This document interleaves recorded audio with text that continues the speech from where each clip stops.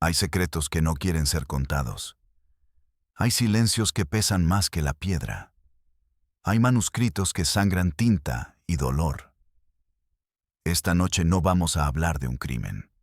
Vamos a escuchar una confesión. Una que ha esperado 300 años para ser oída. Una que fue escrita con desesperación, a la luz de una vela moribunda, entre los muros fríos de un convento en el México colonial.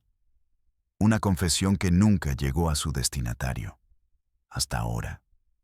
Yo soy Mateo del Valle, y esto es Realidad Prohibida. Si estás aquí, no es por casualidad.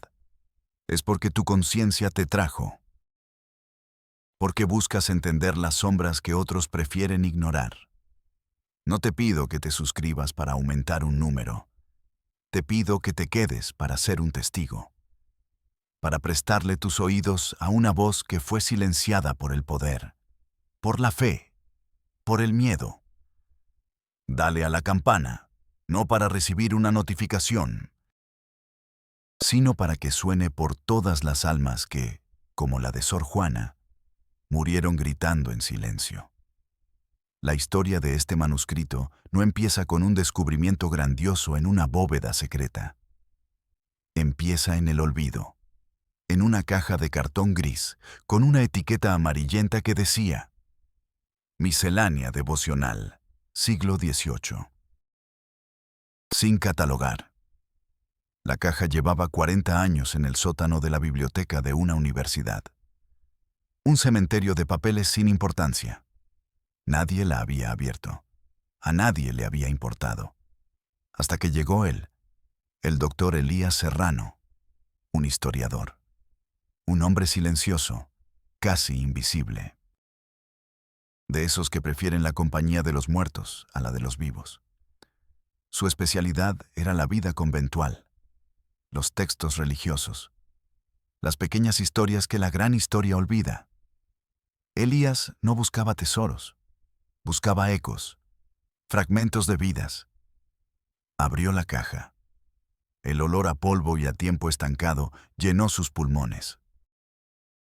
Había diarios de gastos, listas de rezos, cartas sin destinatario, papeles secos, frágiles, y en el fondo, un legajo de hojas atadas con un cordel de cáñamo.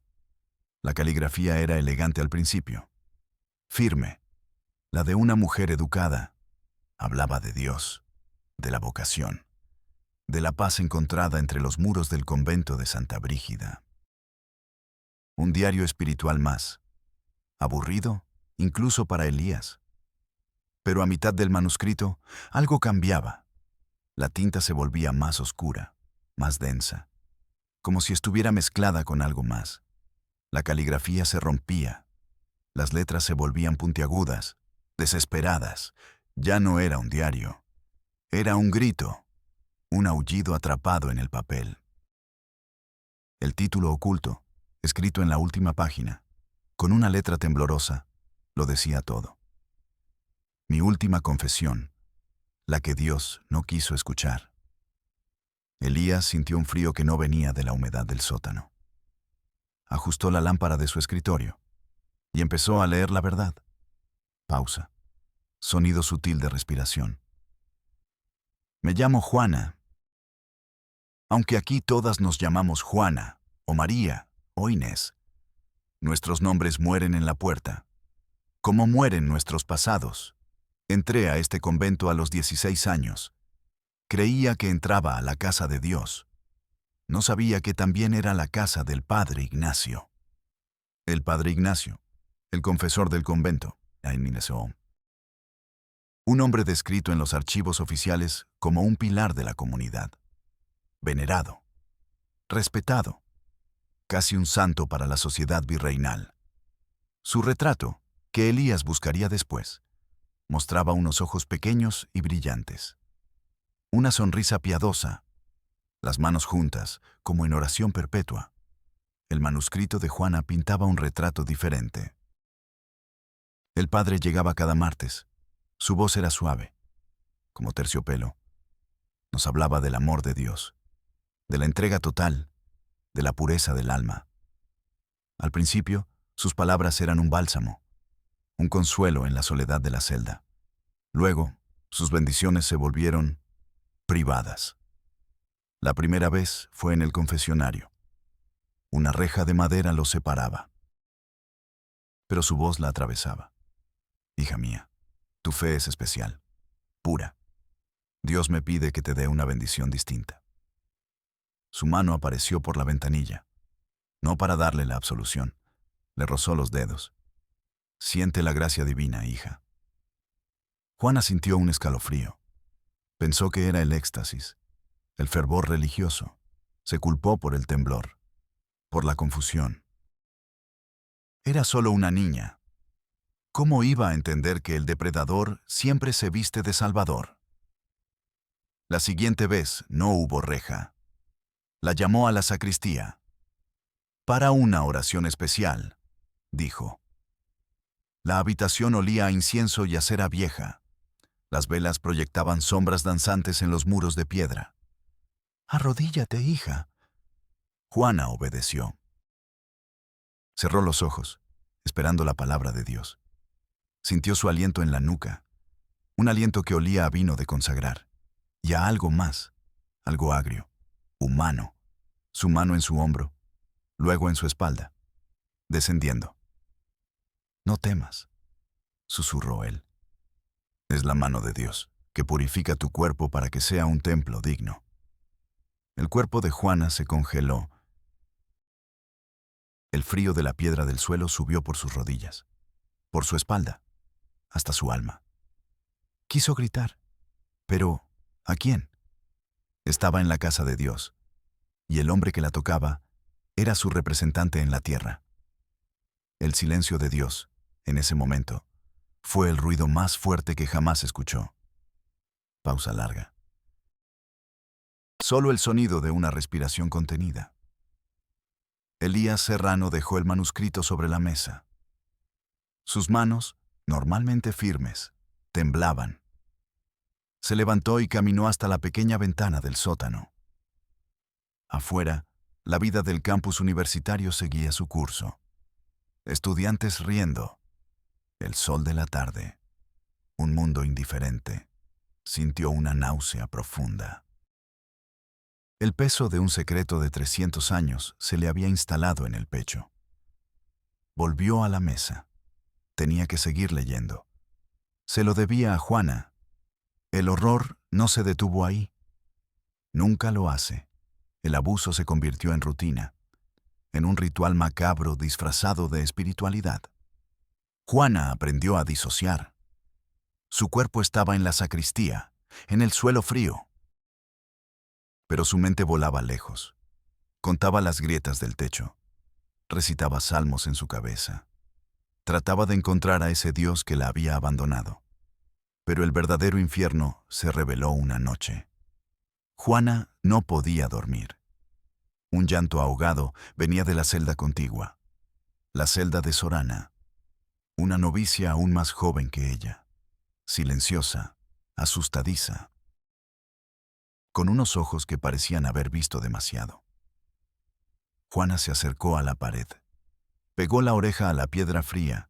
Escuchó la voz de Ana, rota por el llanto, confesándose a otra monja mayor, Sor Teresa. «Es el padre Ignacio otra vez», susurraba Ana.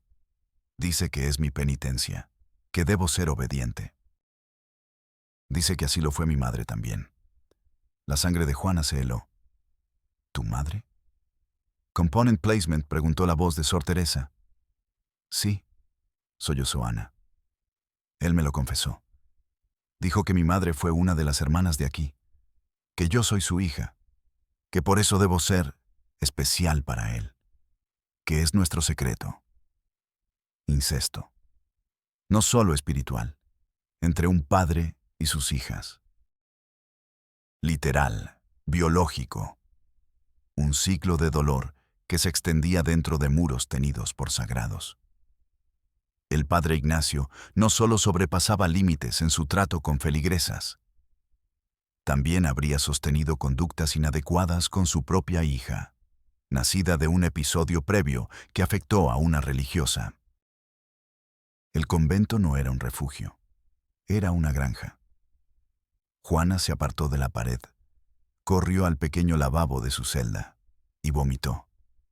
El sabor amargo de la bilis se mezcló con el sabor metálico del miedo. Apoyó la frente en la piedra húmeda y fría y entendió. No era la casa de Dios, era la casa de un monstruo. Y las guardianas de la casa lo sabían. A la mañana siguiente, Juana buscó a la Madre Superiora, una mujer de rostro severo y ojos cansados. Le contó todo, con la voz temblorosa pero firme. Esperaba horror, indignación, justicia. Recibió silencio. La Madre Superiora la escuchó sin mover un músculo. Cuando Juana terminó, la abadesa se levantó. Caminó hacia la ventana. Miró el jardín del claustro. La fe exige sacrificios, hermana Juana, dijo sin mirarla. Y el silencio es el más grande de todos. Pero es un pecado. Es un monstruo. Zrenia, gritó Juana.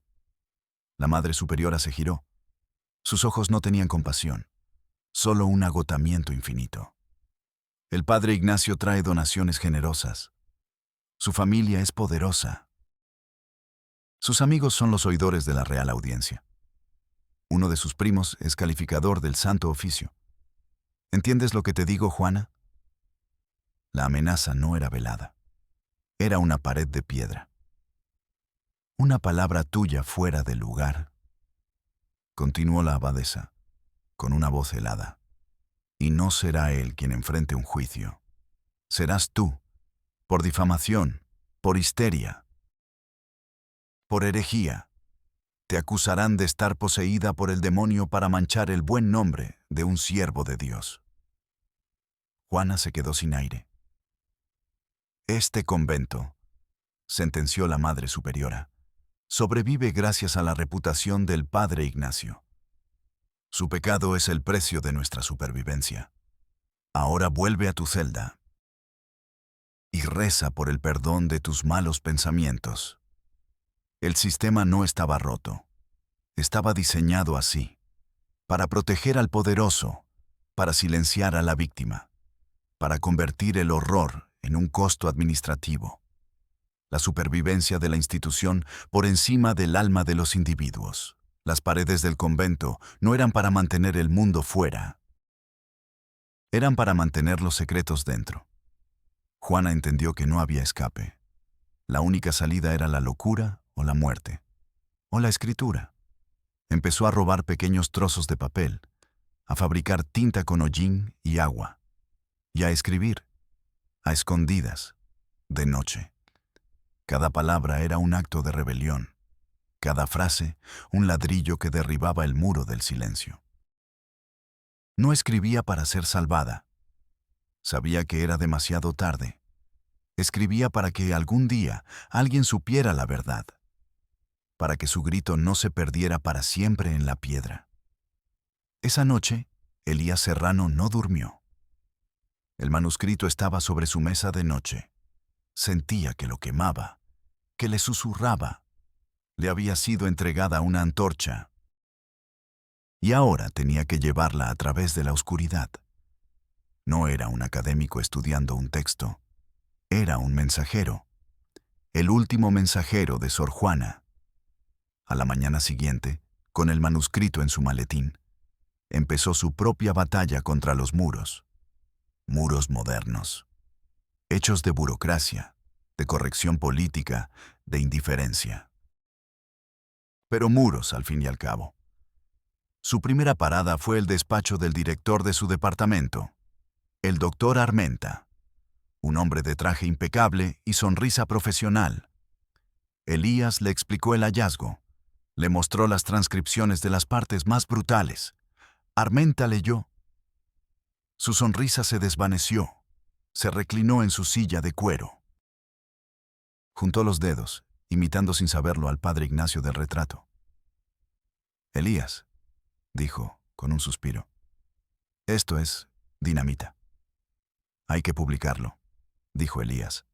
Hay que investigarlo a fondo. Armenta negó con la cabeza lentamente. Piénsalo, Elías. Es un manuscrito anónimo.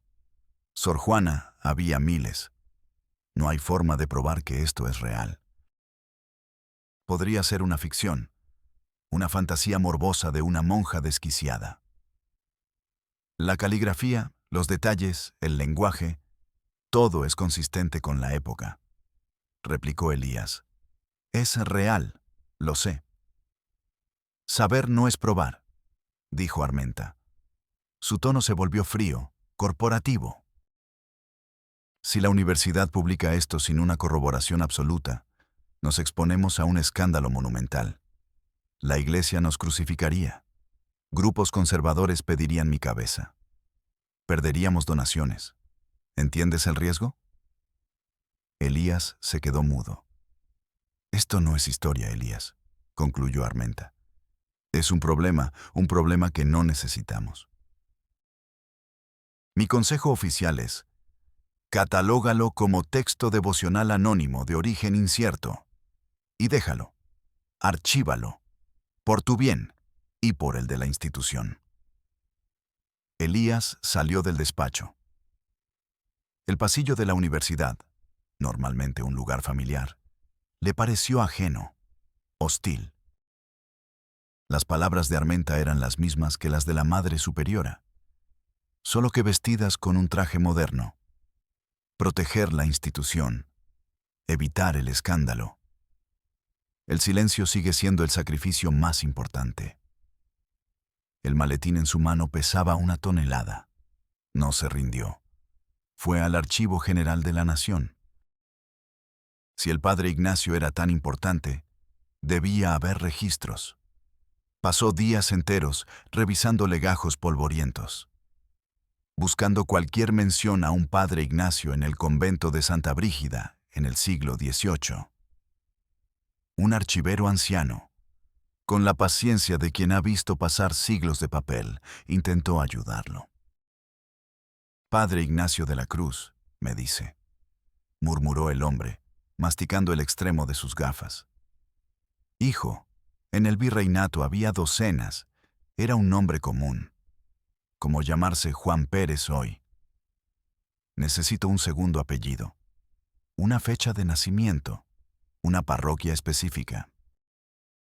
Sin un número de expediente o un dato más concreto, buscarlo aquí es como intentar sacar una gota de agua específica del océano.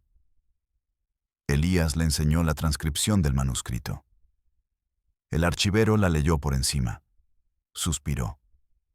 Historias como esta, dijo en voz baja, las hubo a montones. La mayoría nunca se escribieron. Y las que se escribieron, se quemaron o se perdieron. El sistema no está hecho para encontrar estas cosas, doctor. Está hecho para olvidarlas. Le dio una palmada en el hombro, un gesto de compasión o de lástima. Y volvió a su escritorio. Elías sintió que las paredes del archivo se cerraban sobre él. El sistema no buscaba la verdad. Buscaba ordenar el horror en carpetas, clasificarlo, archivarlo hasta que el polvo lo hiciera ilegible. La burocracia era el nuevo muro del convento. Su último intento fue el más desesperado. Consiguió una cita con un alto cargo de la arquidiócesis, un monseñor encargado de los archivos históricos de la iglesia. Un hombre culto, afable, que lo recibió en un despacho con muebles de caoba y olor a cera para pulir. Le ofreció café. Le escuchó con una paciencia infinita. Elías, una vez más, contó la historia. Presentó el manuscrito como la voz de una víctima que pedía justicia tardía. El monseñor asintió durante todo el relato. Cuando Elías terminó, exhausto, el monseñor sonrió. Una sonrisa triste. Doctor Serrano, admiro su pasión, su compromiso con lo que usted cree que es la verdad, dijo, con una voz suave, casi hipnótica. Pero debe entender la posición de la Iglesia. Somos una institución de 2000 años. Hemos sobrevivido a imperios, guerras y cismas. ¿Sabe cómo? Siendo prudentes. Se levantó y se acercó a una estantería llena de libros encuadernados en piel. Publicar algo así, continuó, acariciando el lomo de un volumen. Incluso si fuera cierto, ¿qué bien haría ahora? Solo alimentaría el odio anticlerical. Daría armas a los enemigos de la fe. Causaría dolor en los fieles de hoy, que nada tienen que ver con los pecados de un sacerdote de hace 300 años. ¿Y el dolor de Juana? Component placement, preguntó Elías, con la voz rota. ¿Ese no cuenta? El monseñor se giró. Su mirada era de acero. El dolor de Juana está en manos de Dios. Él es el único juez. Nuestra labor en la tierra no es desenterrar los pecados del pasado para el escarnio público. Es guiar a las almas en el presente. A veces, la caridad más grande es saber callar. Algunas verdades son demasiado peligrosas, y es nuestro deber proteger a la Grey de ellas. Le extendió la mano. Le agradezco su visita, doctor. Y le pido, por el bien de todos, que deje descansar a esa pobre alma. Y a este documento. La puerta de caoba se cerró con un sonido suave. Definitivo. Elías se encontró en el pasillo. El olor a cera y a silencio lo asfixiaba. Había fracasado. Todos los caminos se cerraban. La academia, el Estado, la iglesia. 3 muros. Los mismos que encerraron a Juana. Solo que ahora eran más educados, más sutiles, pero igual de infranqueables. El sistema había ganado de nuevo. Pausa. Sonido de viento solitario.